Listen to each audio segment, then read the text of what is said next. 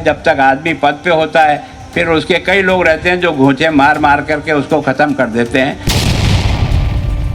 नहीं बैठती, घोंचा मारना है तो सब घोंचे लग सकते हैं। उसमें भी किसी न किसी ने घोंचा मारा जो अभी तक नहीं निकला। तो ऐसे घोंचे से हमें कई ऐसे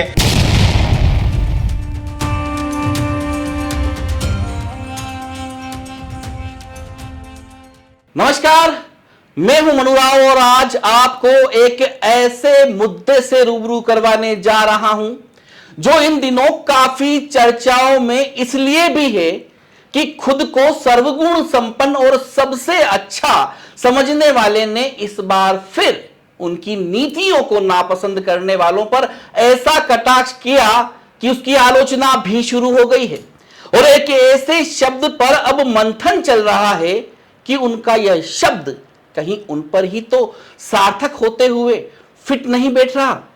जी हां, वह शब्द है गोंचेबाज और इसे बोला है असम के महामहिम ने। उदयपुर से 5 बार विधायक रहे और वर्तमान में असम के राज्यपाल पद को सुशोभित करने वाले गुलाब चंद कटारिया ने हाल ही में गुलाब बाग में वृक्षारोपण अभियान का शुभारंभ किया। वैसे भी वे हर छोटे कार्य के लिए गुवाहाटी से उदयपुर आने के लिए उतावले रहते हैं, भले ही वहां की जनता पर बाढ़ जैसा भयावह संकट ही क्यों ना आया हो। वैसे इस वृक्षारोपण अभियान के तहत गुलाब बाग में 2000 पेड़ लगाए जाएंगे। इससे पहले कभी ऐसा अभियान चलाने की जरूरत नहीं पड़ी थी। साफ है कि पिछले कुछ अरसे में गुलाब बाग बर्बाद हो गया है।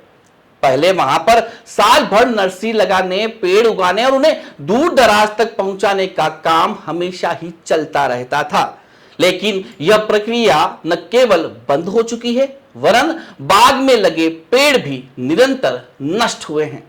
यह कहने में भी कोई संकोच नहीं है कि यह सब इस बाग को नगर निगम के जिम्मे दिए जाने के बाद हुआ है। लगभग सारे ही चंदन के पेड़ चुरा लिए गए। वर्तमान में गुलाब बाग के हजारों पेड़ों पर दीमक लगी हुई है।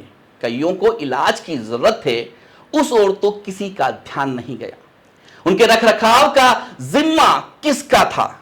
आपको याद होगा गुलाब बाग की बर्बादी की शुरुआत इसकी कमल तलाई को नष्ट करने से हुई थी, जिसमें साल भर कमल खिले रहते थे। इस कमल तलाई के पेंदे को पक्का किया गया। दुनिया में कहीं पर भी आज तक पक्के फर्श पर कमल नहीं उगाए जा सके हैं। पता नहीं हमारे नेताओं को यह ख्याल कहां से आया। आखिरकार कमल तलाई नष्ट हो गई। वहीं गुलाब बाग में ही मसाला बाजार खोलने की योजना माननीय की थी और उनकी अनुशंसा पर निगम आगे भी बढ़ा, लेकिन भला हो उदयपुर के जागरूक लोगों का, जिनके विरोध के चलते यहां पर मसाला बाजार पनप नहीं पाया। क्या गुलाब बाग जो है ना, वो हमारे पुरखों ने जनता को एक ऐसा ऑक्सीजन हब के रूप में बना के दिया है, लेकिन इसको हम संभाल नहीं पाए। जब से नगर निगम को दिया गया है, हम वापस प्रयास कर रहे हैं कि वापस गुलाब बाग अपने पूर्व स्वरूप में आए। हमने आज वृक्षारोपण इस गुलाब बाग में लगभग 2000 खड्डे कराए हैं, लेकिन वहीं लगाएंगे जहां धूप मिल सके। अगर वो छाया में खड्डे बना भी दिए तो हमने मना किया कि नहीं लगाएं, ताकि क्या कि पौधा उठेगा भी नहीं, हमारा परिश्रम बेकार जाएगा। और मैं सोचता हूँ कि गुलाब बाग अच्छा बने, लोगों के आकर्षण का केंद्र बने, एक ऑक्सीजन हब। शहर के विकास के अंदर देखा जाए तो आम लोगों का बहुत सहयोग की आवश्यकता पड़ती है, क्योंकि निगम के पास स्वास्थ्य विभाग है और वन विभाग, ये सब है। आज की तारीख में देखा जाए तो निगम अपने स्तर पे किसी भी बाग को, गुलाब बाग को हो या किसी भी गार्डन को संभाल नहीं रही, सब ठेके पे दे दिए। ये ठेका प्रथा कब खत्म हो जाएगी? ऐसा है कि आप लोगों का काम है जो आप करें, लेकिन गुलाब बाग आज 2007 में क्या था, कृपा करके आप अपने इस चैनल पे दिखा देना, और उसके बाद आज गुलाब बाग क्या है उसका एक फोटो दिखा देना। सर, चंदन के ये किया किसने? नगर निगम ने किया ना। तो चंदन का पेड़ केवल हमको देने के बाद ही कटे हैं क्या? सर, रुकने चाहिए ना। अरे फालतू की बातों से कोई अर्थ नहीं निकलता यार। दूसरा विकास, पॉजिटिव सोचो, पॉजिटिव कुछ करो। गुलाब बाग में वृक्षारोपण अभियान के अवसर पर मुख्य अतिथि असम से आए राज्यपाल गुलाब चंद कटारिया ने अपने भाषण में पर्यावरण प्रेमियों के प्रति नाराजगी जाहिर की। उन्होंने इन्हें गोंचेबाज और विकास विरोधी करार दिया। क्या शहर के पर्यावरण प्रेमी विकास विरोधी हैं? शहर की विश्व प्रसिद्ध पिछोला झील में सीवरेज की पाइपलाइन किसने डाली? क्या कटारिया जी बताएंगे?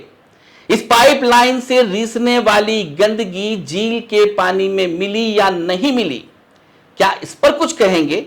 इस प्रदूषित पानी को पीने के पानी के रूप में सप्लाई की गई या नहीं की गई, यह भी जरा बता दीजिए। जाहिर है कि सीवरेज की पाइपलाइन बिछाने में बड़ा घोटाला हुआ था।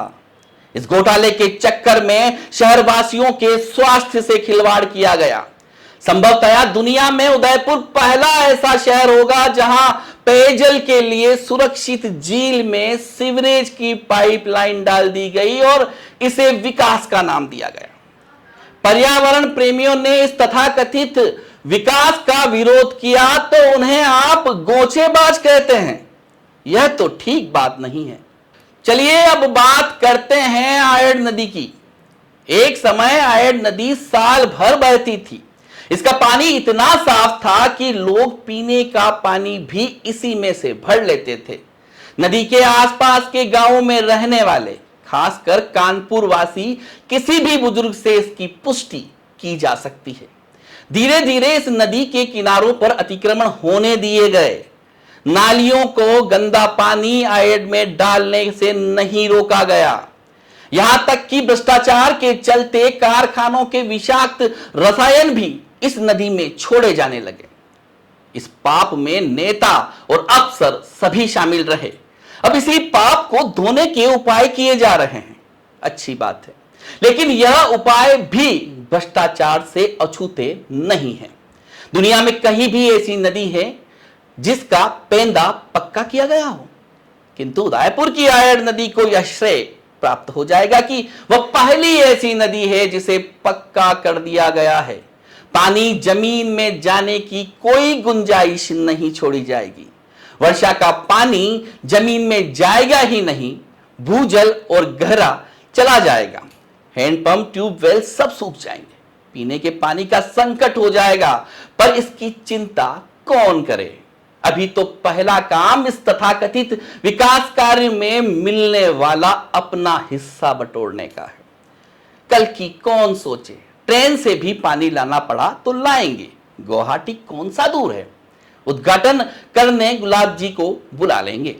आर्थिक दृष्टि से ठीक प्रकार से होगा, लेकिन नहीं, उस आयड़ को घोंचे मार मार करके इतने साल प्रोजेक्ट निकाल दिए। और उस समय आपने देखा होगा हमारे कलेक्टर साहब थे, छोटे से कद के थे, मलिक साहब का यार, मैंने कहा इस आयड़ का कुछ ना कुछ करना पड़े। क्या करें? मैंने कहा पहले मलबा निकालो। तो मैंने कहा इतना पैसा आएगा कहाँ से? तो हमने कहा पैसे की ज़रूरत नहीं है, 100 मीटर नाप करके, सब बड़े सक्षम लोग उदयपुर के हैं, इनको 100 मीटर का टुकड़ा दे दो और उसमें जेसीबी भी वो लगाओ, डंपर भी लगाओ, लिफ्टर भी वो लगाओ और ये इसको खाली करे किसी से गंदगी। तो मैं सोचता हूँ 2000 ट्रक हमने आयड़ से मलबा निकाल करके उसका पानी लेने की कैपेसिटी बढ़ाई। लेकिन जैसे ही बनाने लगे तो कहा बाढ़ आ जाएगी, कम हो जाएगा। अरे 2000 ट्रक हमने निकाला तब तो तेने मेरे को धन्यवाद नहीं दिया रे यार, पहली बार बहुत अच्छा काम किया। तो ऐसे कोई अच्छे सज्जन लोग हैं अपने उदयपुर में जो बड़े प्रकृति प्रेमी, अपने आप को सर्टिफिकेट लेके घूमते रहते हैं। हमारा कोई उदयपुर से दुश्मनी है क्या? हमारी कोई दुश्मनी नहीं है। आज की तारीख में आप जब आयड़ में आप जाएंगे तो आपको लगेगा यार कि हाँ ठीक बन गया। कम से कम पहले जो सांप आते थे घरों में वो तो नहीं आते हैं, जो गंदगी की बदबू आती थी वो तो नहीं आती है। ट्रीटमेंट प्लांट इस पर लगा दिए ताकि पानी से भरा भी रहे। महामहिम कटारिया जी ने शहर की यातायात व्यवस्था सुगम करने की चिंता जताई। वे लंबे समय से रेलवे स्टेशन से कलेक्ट्री चौराहे तक एलिवेटेड रोड बनाना चाहते हैं, लेकिन गोंचेबाज है कि गोंचा करने से बाज नहीं आते। फिर कोई हाई कोर्ट चला गया। इस प्रकार कटारिया जी को कोर्ट भी गोंचेबाज दिखाई पड़ रहा है। वैसे आपको बता दें कि रेलवे स्टेशन से कोर्ट चौराहे के बीच 90 डिग्री के 4 करवा रहे हैं। अगर यह बन भी जाता है तो रोज हादसे होना तय है। नाथद्वारा इसका जीता जागता उदाहरण है। वहीं इस मामले में एक तरफ व्यापारी अपने व्यापार में कमी आने की आशंका से ग्रस्त हैं और दूसरी तरफ नेता इस निर्माण कार्य में मिलने वाले हिस्से को लेकर लालायित हैं। जहां तक सड़कों पर भीड़ भाड़ में कमी लाने की बात है तो सार्वजनिक यातायात के साधनों को बढ़ावा देने के अलावा क्या विकल्प हो सकता है। और फिर एक सवाल यह भी कि जब कोई बड़ा नेता आता है या बड़ा आयोजन होता है तो सड़कों की यह भीड़ भाड़ कहां चली जाती है, सब कुछ व्यवस्थित कैसे हो जाता है, यह चमत्कार कैसे हो जाता है, बताइए तो जरा। कि ट्रैफिक इतना आता है कि जाम हो जाता है सूरजपुर देरपुर। तो हमने पहले भी बनाया था, मैंने कहा एक एलिवेटेड रोड सीधा ही रेलवे स्टेशन के पास से उतार दें और कलेक्टर साहब के घर से आगे निकाल दें तो निश्चित रूप से नीचे का जो मार्केट है वो फ्री हो जाए। पर हमारे कुछ व्यापारी बंधुओं को किसने पता नहीं गलत समझाया कि इसके कारण से तुम्हारी दुकानें उड़ जाएगी।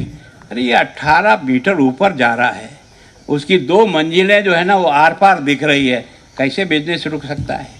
पर क्योंकि हो सकता है किसी को कुछ तकलीफ होगी तो अभी हमने फिर से वापस वो एलिटेड का 400 करोड़ रुपए आया, लेकिन वो ऐसे ही चला गया, कोर्ट कचहरियाँ होकर के ख़त्म हो गया। अब की बार फिर मैंने कहा ना, जब ताराचंद जी किसी काम के पीछे पड़ते हैं तो रोज़ सवेरे से शाम तक वही तो मैं भी तंग आ जाता हूँ। वास्ते मैंने कहा बनाते हैं यार, बनाते, पैसा कहाँ से आएगा। तो अभी पारा करके कोई ज़्यादा पैसा नहीं है, मैं सोचता हूँ 150 करोड़ से ऊपर है, लगभग इतने में ही बनना है तो हम बना लेंगे, कोई दिक्कत नहीं। लेकिन फिर भी हमने मुझे कल ही सूचना मिली है कि वहाँ भी किसी ने कैवियट ठोक दी है। हमारे यहाँ कई कलाकार हैं जो अपने आप को प्रकृति प्रेमी कहते हैं, उन्होंने हमको हर जगह जाम कर रखा है। चलिए अब बात करते हैं सूरजपोल चौराहे की, जिसके साथ हमेशा कुठाराघात ही हुआ है।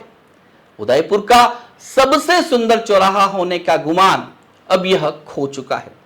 माननीय ने ही इसे इतना चौड़ा कर दिया, जनता के काफी विरोध के बाद भी यह नहीं माने और जब हादसे होने लगे तो इनके मातहतों को अपराध बोध हुआ और अब इसे 7 फीट छोटा करने की कवायदें चल रही हैं।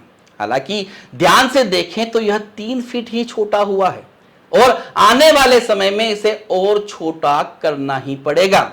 इसी तरह उदयपुर में 2 दशक से भी ज्यादा समय से कई ऐसे निर्णय लिए गए जो उदयपुर के भविष्य के लिए ठीक साबित नहीं हुए और इसी का विरोध यहाँ के विचारक करते आए हैं, जो आगे भी जारी रहेगा, भले ही माननीय को यह विरोध गोंचा लगे, क्योंकि जो उदयपुर पुराना था उसकी सुंदरता और स्वच्छता का कोई मुकाबला नहीं है। उसे निरंतर बिगाड़ा ही गया है। पिछले सालों में जिसने गोंचा किया है उसे अब आप सभी पहचान ही गए होंगे। असली गोंचेबाजी तो अपनी ही निगम के खिलाफ विधानसभा में अतिक्रमण की लंबी सूची पेश करने की है, जो सभी को आज भी याद है। क्या हुआ उस मामले का, क्या जनता को बताया जाएगा? नमस्कार।